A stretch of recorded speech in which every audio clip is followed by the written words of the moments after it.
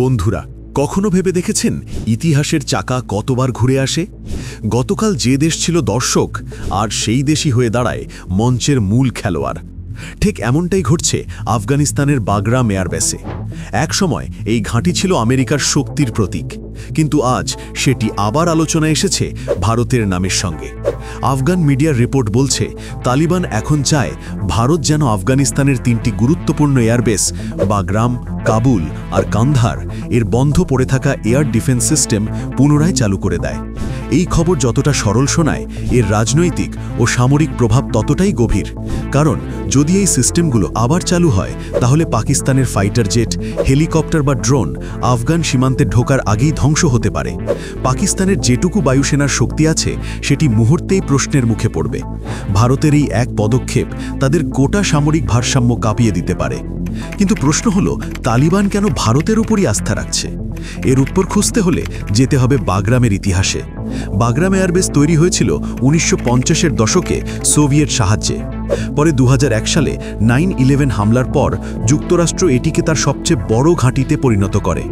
এই ঘাঁটিটি প্রায় 5000 একর জায়গা জুড়ে বিস্তৃত, যেখানে একসময় একসাথে 10,000 মার্কিন সেনা অবস্থান করত। 2009 সালের দিকে প্রতিদিন গড়ে 3 শতাধিক বিমান এখানে ওঠানামা করত, এবং মার্কিন প্রতিরক্ষা দপ্তর এই ঘাঁটির সম্প্রসারণে ব্যয় করেছিল প্রায় $78 মিলিয়ন। বাগরাম তখন শুধু একটি ঘাঁটি নয়, এটি ছিল আমেরিকার উপস্থিতির প্রতীক। কিন্তু 2021 সালের জুলাই মাসে হঠাৎ এক রাতে মার্কিন সেনারা কোনো ঘোষণা ছাড়াই ঘাঁটি ছেড়ে চলে যায়। বিদ্যুৎ পর্যন্ত বন্ধ করে দিয়ে তারা পিছু হটে যায়। আর পরদিন সকালে আফগান সেনারা এসে দেখে বিশ্বের সবচেয়ে সক্রিয় ঘাঁটি আজ নিস্তব্ধ, ফাঁকা আর ভুতুড়ে। হাজার হাজার টন সামরিক যন্ত্রপাতি, রাডার, ওয়েপন কন্ট্রোল ইউনিট এবং কমিউনিকেশন টাওয়ার অকেজো অবস্থায় পড়ে থাকে। তালিবান ক্ষমতায় আসার পর এসব যন্ত্রপাতির দিকে তাকিয়ে বোঝে তাদের হাতে একটা সোনার খনি আছে, কিন্তু তারা জানে না সেটি কিভাবে ব্যবহার করতে হয়। আর সেখান থেকেই শুরু হয় ভারতের দিকে তাকানো। তালিবান জানে ভারত এমন একটা দেশ যেটি রুশ আর আমেরিকান দুই ধরনের সামরিক প্রযুক্তি নিয়েই সমানভাবে কাজ করতে পারে। ভারতের হাতে রয়েছে আধুনিক S-400 সিস্টেম, নিজের তৈরি আকাশ মিসাইল প্রোগ্রাম এবং রাশিয়ার সঙ্গে যৌথভাবে গড়ে ওঠা S-500 প্রজেক্টের অভিজ্ঞতা। ভারতীয় ইঞ্জিনিয়ার ও প্রতিরক্ষা বিশেষজ্ঞদের অভিজ্ঞতা এই ঘাঁটিকে নতুন প্রাণ দিতে পারে, কারণ তারা পুরনো এবং আধুনিক প্রযুক্তি মিশিয়ে কাজ করার ক্ষমতা রাখে। অন্যদিকে আফগান জনগণের কাছে ভারতের ভাবমূর্তি সবসময় ইতিবাচক। গত 2 দশকে ভারত আফগানিস্তানে প্রায় $3 বিলিয়ন বিনিয়োগ করেছে। ভারতের সহায়তায় সেখানে তৈরি হয়েছে দিল্লি কাবুল ফ্রেন্ডশিপ ড্যাম, নতুন সংসদ ভবন, 200 কিলোমিটার হাইওয়ে এবং অসংখ্য স্কুল ও হাসপাতাল। ভারত কখনো আফগানিস্তানে সামরিক ঘাঁটি বানায়নি, বরং মানবিক উন্নয়নে সাহায্য করেছে। তাই তালিবান যখন কোনো দেশের সাহায্যের কথা ভাবে, তখন তাদের মনে প্রথমেই ভারতের নাম আসে, কারণ ভারত সেখানে কূটনীতি নয়, বিশ্বাসের প্রতীক। এই বিশ্বাসই এখন পাকিস্তানের দুঃস্বপ্ন হয়ে উঠেছে। বাগরাম, কাবুল আর কন্ধারের এয়ার ডিফেন্স সিস্টেম যদি ভারতের সহায়তায় পুনরায় চালু হয়, তাহলে পাকিস্তানের ফাইটার জেট, বিশেষ করে F-16 আর JF-17 থান্ডার কার্যত আফগান আকাশে প্রবেশ করার আগেই ধরা পড়বে। বাগরাম পাকিস্তান সীমান্ত থেকে মাত্র 390 কিলোমিটার দূরে, অর্থাৎ একে অন্যের র্যাডার রেঞ্জের ভেতরে। পাকিস্তানের জন্য এটা মারাত্মক সংকেত। এর সঙ্গে যোগ হয়েছে আরেক দিক, ডুরাইন্ড লাইনে দীর্ঘদিনের সীমান্ত বিরোধ।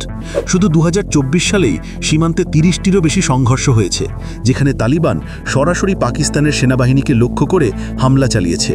যদি ভারতের সহায়তায় আফগান এয়ার সিস্টেম আরও শক্তিশালী হয়, তাহলে পাকিস্তানের পশ্চিম সীমান্তে একটি নতুন যুদ্ধের আশঙ্কা তৈরি হবে। কিন্তু পাকিস্তান একা নয়, এই ঘটনার আঁচ পড়েছে চীনের ওপরও।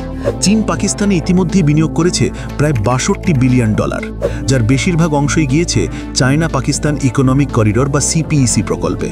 এই করিডোর চেয়েছিল চীনকে আফগান সীমান্ত পেরিয়ে আরব সাগরের গাওয়াদার বন্দরে পৌঁছে দিতে। কিন্তু যদি আফগানিস্তানে ভারতের প্রভাব বৃদ্ধি পায়, তাহলে চীনের এই স্বপ্নের রাস্তা ভেঙে পড়বে। একটি ভারত সমর্থিত আফগানিস্তান মানেই পাকিস্তানের জন্য চাপ, আর পাকিস্তানের উপর চাপ মানেই চীনের করিডোরে বাধা। চীন জানে এখন ভারত শুধু সীমান্তে নয়, প্রযুক্তি ও কৌশলেও তাদের বড় প্রতিদ্বন্দ্বী। অন্যদিকে আমেরিকার অবস্থাও কম বিব্রতকর নয়। বাগরাম, যে ঘাঁটিটি ছিল তাদের প্রতীক, আজ যদি ভারতের হাত ধরে নতুন প্রাণ পায়, তাহলে সেটা যুক্তরাষ্ট্রের কূটনৈতিক ইতিহাসে এক নীরব কিন্তু গভীর আঘাত। আমেরিকা জানে ভারত এখন এমন অবস্থানে পৌঁছেছে যেখানে সে নিজের স্বার্থে সিদ্ধান্ত নিচ্ছে, কারো অনুমতি প্রয়োজন নেই। যদিও আমেরিকা ভারতকে কৌশলিক ও অংশীদার বলে স্বীকার করে, তবুও তারা চায় না ভারত এতটা শক্তিশালী হয়ে উঠুক যে একদিন মার্কিন প্রভাবকে চ্যালেঞ্জ করে বসে। তাই ওয়াশিংটনে এই ঘটনাকে গভীর নজরে রাখা হচ্ছে। ভারতের এই পদক্ষেপ আসলে একটি নিঃশব্দ প্রহার, একটি সাইলেন্ট স্ট্রাইক, যেখানে গুলি ছোড়া হচ্ছে না, কিন্তু কৌশল এমনভাবে সাজানো হচ্ছে যে তিনটে দেশ, পাকিস্তান, চীন আর আমেরিকা, সবাই ভাবতে বাধ্য হচ্ছে। ভারত জানে পাকিস্তানের মূল শক্তি তার সেনা আর আইএসআই। যদি আফগান সীমান্তেই অস্থিরতা তৈরি হয়, তাহলে কাশ্মীরে দখলদারির ক্ষমতা নিজে থেকেই দুর্বল হবে। ভারতেরই এক পদক্ষেপের ভেতরেই লুকিয়ে আছে তিনটি লক্ষ্য: ওয়েস্টে পাকিস্তানকে ব্যস্ত রাখা, উত্তরে চীনকে প্রসার রোখা, আর আন্তর্জাতিক পরিসরে ভারতের মর্যাদা বাড়ানো। এই মিশনের নাম দেয়া হয়েছে অপারেশন বজ্রপাত। ভারতীয় প্রতিরক্ষা মন্ত্রণালয়ের অনুমোদনে মাত্র 48 ঘন্টার মধ্যে ভারতীয় বায়ুসেনা, ডিআরডিও আর HAL এর টিম বাগরামে পৌঁছে যায়। মাত্র 12 দিনের মধ্যেই ঘাঁটি প্রায় 60% সিস্টেম চালু করা হয়। নতুনভাবে স্থাপন করা হয় surface two air tracking radar, satellite linked command network এবং বায়ু পর্যবেক্ষণ সেন্সর। এগুলো এখন সরাসরি যুক্ত রয়েছে দিল্লি ও গাজিয়াবাদের এয়ার কমান্ড সেন্টারের সঙ্গে। ফলে করাচি থেকে গাওয়াদার পর্যন্ত পাকিস্তানের প্রতিটি নড়াচড়া ভারতের নজরে পড়ছে। একই সঙ্গে ডিআরডিও বাগরামকে একটি নতুন উচ্চতায় নিয়ে যাচ্ছে। এখানে এখন তৈরি হচ্ছে একটি হাই অল্টিটিউড টেস্টিং ফ্যাসিলিটি, যেখানে ভারতের তৈরি ঘাতক ড্রোন এবং AI guided missile guidance system পরীক্ষা করা হবে। এই ঘাঁটিটিকে শুধু মার্কিন সামরিক কেন্দ্র হিসেবেই নয়, বরং টেকনোলজি এবং ইনোভেশন হাব হিসেবে গড়ে তোলা হচ্ছে। এছাড়াও ভারত ঘোষণা করেছে ইন্ডো আফগান ডেভেলপমেন্ট করিডর, যার আওতায় আফগানিস্তানের 5টি বড় শহরকে রেল এবং সড়ক পথে যুক্ত করা হবে। বর্তমানে ভারত ও মধ্য এশিয়ার মধ্যে বাণিজ্যের পরিমাণ মাত্র $1.2 বিলিয়ন, কিন্তু এই করিডর চালু হলে তা $10 বিলিয়ন পর্যন্ত পৌঁছাতে পারে। এই খবর ছড়িয়ে পড়তেই আমেরিকার পেন্টাগনে জরুরি বৈঠক হয়। তারা ভারতের কাছে ব্যাখ্যা চায়, আর ভারত শান্তভাবে জানায় এটা আফগানিস্তানের নিজস্ব সিদ্ধান্ত, আমরা শুধু তাদের অনুরোধে সাহায্য করছি।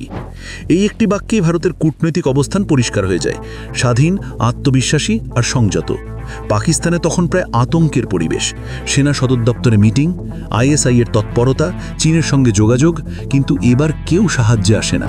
চীন জানে এখন ভারতকে ঠেলে দেওয়া সম্ভব নয়, আর পাকিস্তান সম্পূর্ণ একা পড়ে গেছে। রাশিয়া বরং প্রকাশ্যে ভারতের পাশে দাঁড়ায়।